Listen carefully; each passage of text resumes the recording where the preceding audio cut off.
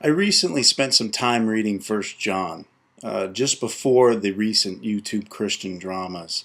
And I'm compelled to make this video after some prayer that relates to the recent drama, that relates especially to the upcoming elections and Christianity, or whether you're Christian or not. In First John, it is made absolutely clear that we are not to love the things of this world. For the boastings and the cravings and the lust in our eyes, they're the makings of evil. My fellow Christians who did not get the memo, the United States, the concept of voting, the American flag, and politics are things of this world.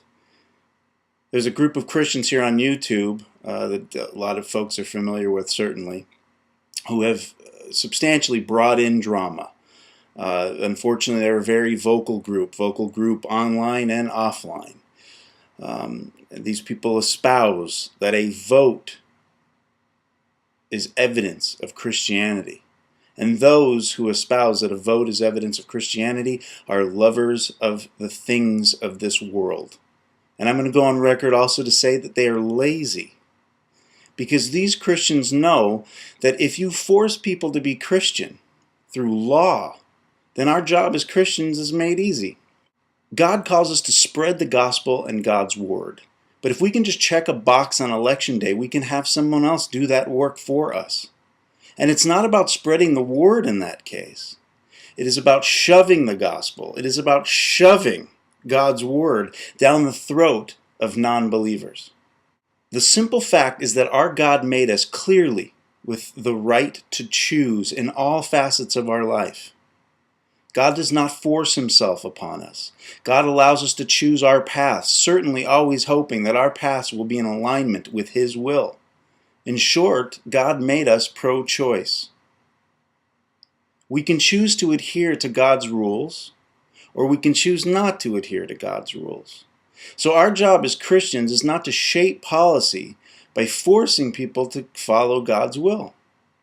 Certainly we should shout from the rooftops that abortion is wrong, abortion is murder, and therefore abortion is a violation of one of God's 10 commandments.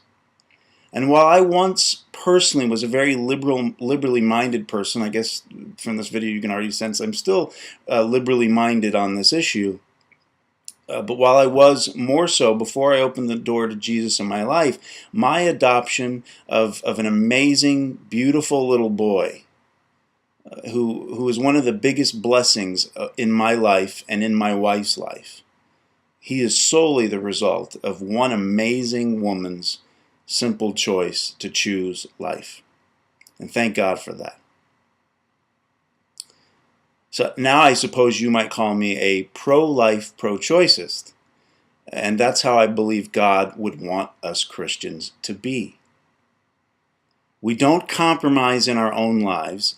We don't compromise God's will. We don't compromise the word. We don't compromise in our beliefs. But we do not force God's will upon others. Because when we force the issue, we are not doing God's work.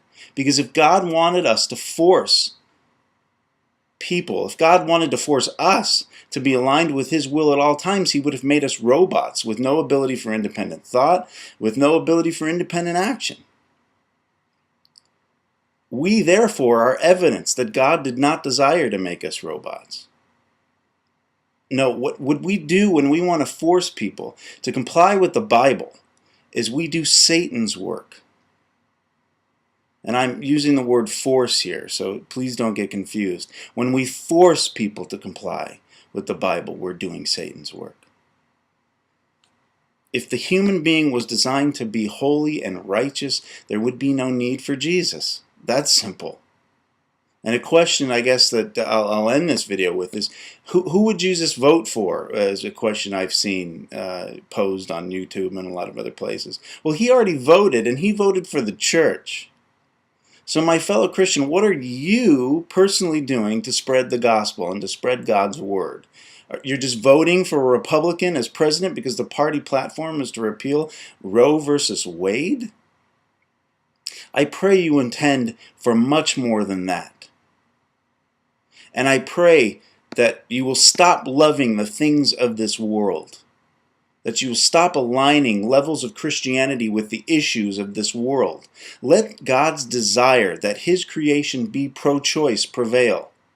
And that doesn't mean that His people be pro-abortion or pro-choice in the abortion context.